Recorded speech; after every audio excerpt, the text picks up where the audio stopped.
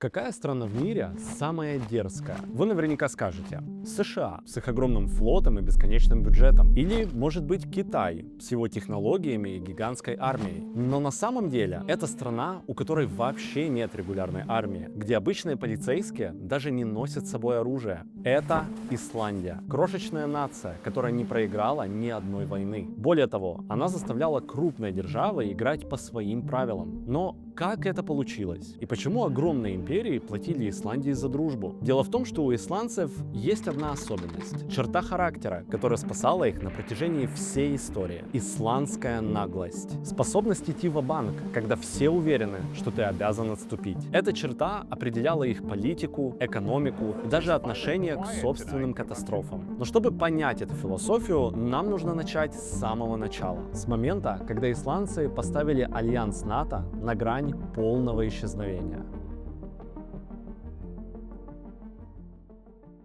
1950 год. Недавно закончилась Вторая мировая война. Весь континент лежит в руинах, а европейцы находятся на грани выживания. Европейское правительство пытается понять, как накормить своих граждан. Но где найти столько дешевой еды, когда она нужна прямо сейчас? Ответ оказался в очень неожиданном месте. Ведь в суровых северных водах находилась одна незаметная страна. Исландия. Маленькое и бедное государство с ужасным климатом. Ведь удивительным образом у них оказалось то, в чем нуждалась вся Европа. Они были фантастическими рыбаками. И этот навык намного ценнее, чем кажется на первый взгляд. Ведь рыба была не просто едой. В условиях европейского голода это был стратегический ресурс. На тот момент дешевое продовольствие ценилось больше, чем нефть или газ. Поэтому они быстро поняли, что это их шанс вырваться из нищеты. Ведь рыба составляла больше 90% всего экспорта страны. Это была буквально их единственная валюта. Всего за несколько лет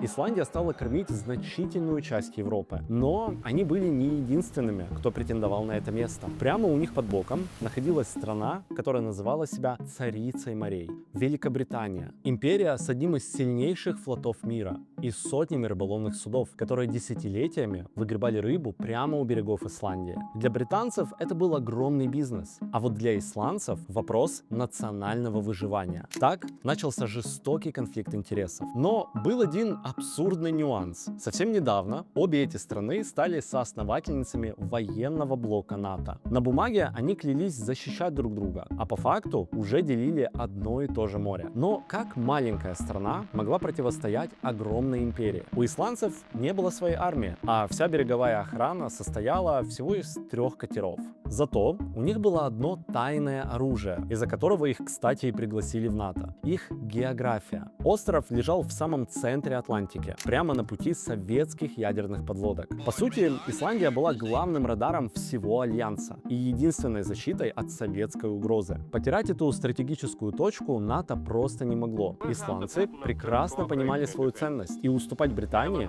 они не намерены. И этот спор из-за рыбы быстро перерос в нечто невероятное. В ситуацию, которая поставит двух союзников на грань прямого военного столкновения.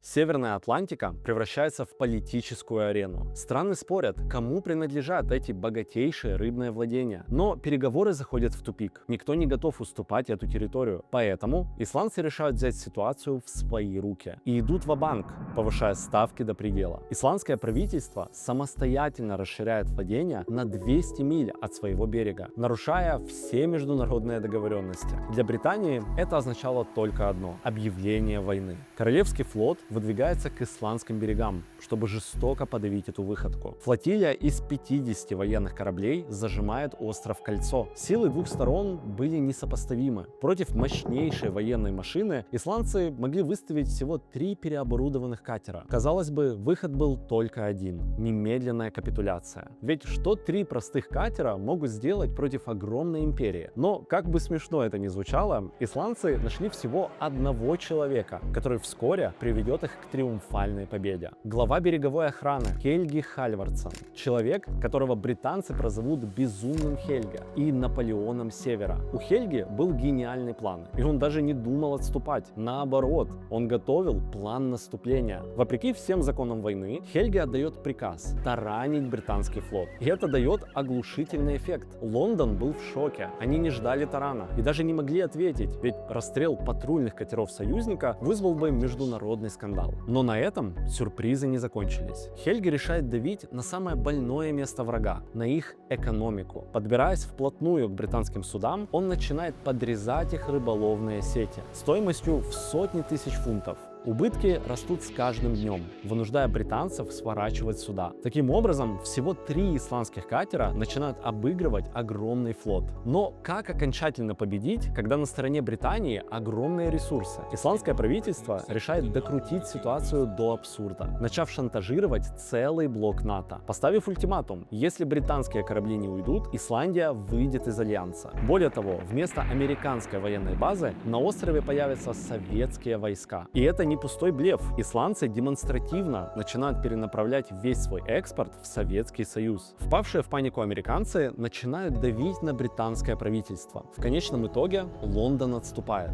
Но на этом история не закончилась. Ведь эта победа вскрыла смертельную уязвимость Исландии. Война показала, судьба всей нации держится всего на одном нестабильном ресурсе. И однажды рыба может просто закончиться. Поэтому они решают совершить невозможное: полностью перестроить всю экономику и ворваться в мир больших денег. И следующим противником Исландии станет мировая финансовая система.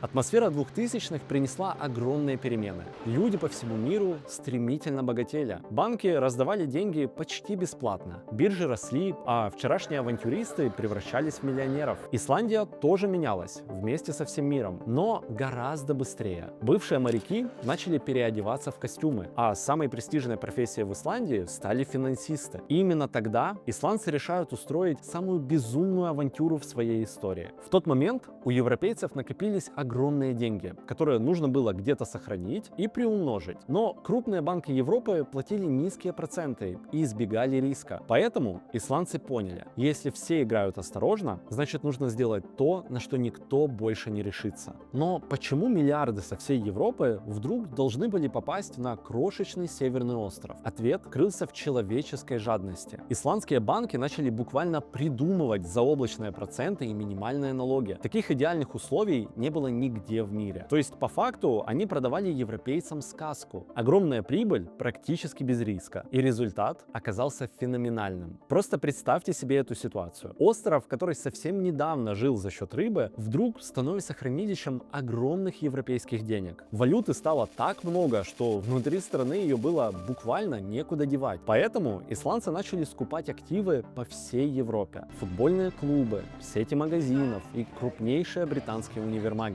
Более того, Исландия стала мировым рекордсменом по покупкам Range Rover и Porsche, а по уровню доходов умудрилась перегнать даже США. Но впервые исландская дерзость сработала против них. Это богатство стало идеальной ловушкой. Давайте я очень просто объясню. Представьте, что вся экономика производит всего $100, а крупнейшие банки страны распоряжаются активами на сотни тысяч долларов. По сути дела, государство взяло это богатство в долг, надеясь, что инвесторы всегда будут щедрыми, а будущее таким же безоблачным. Ну, что же могло пойти не так? А то, что мировой финансовый пузырь наткнулся на одну единственную иголку – кризис 2008 года. Момент, когда рынок буквально начинает рушиться на глазах, а вкладчики требуют свои деньги обратно. Но был один маленький нюанс. В кассах этих денег просто не было. Из-за обвала рынка все деньги обесценились и превратились в ноль. И крупнейшие банки страны стали банкротами, а их миллиардные долги перешли на государство, то есть на простых граждан. В итоге каждый житель страны в один миг оказался должен инвесторам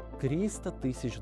Поэтому напрашивается напрашивается логичный вопрос. А как решить эту ситуацию, если отдавать просто нечего? И именно в этот момент исландцы снова вспоминают о своей главной черте характера и делают очень наглый ход. Они выходят на улицы и проводят референдум всего лишь с одним вопросом. Почему мы должны выплачивать долги банкиров? Ведь как граждане мы не взяли у вас ни копейки. И 93% граждан говорят нет. Ну, обычно так не бывает. Когда маленькая страна должна деньги большим соседям, она платит, извиняется и не спорит. А исландцы просто сказали, это не наш долг. Разбирайтесь сами. Европа была в бешенстве. Целые страны лишились миллиардов долларов. А Исландия стала мировым финансовым изгоем с разрушенной репутацией. Казалось, вернуть доверие Европы уже невозможно, пока на острове не произошла катастрофа, парализовавшая полпланеты.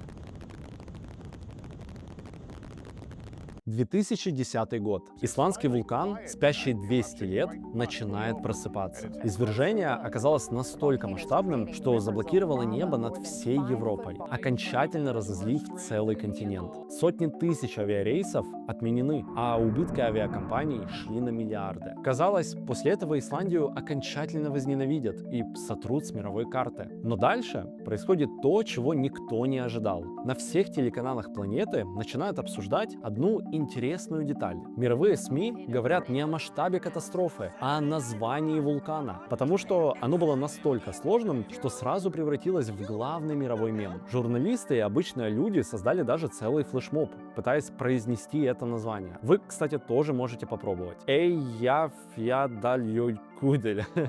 Eyjafjallajökull.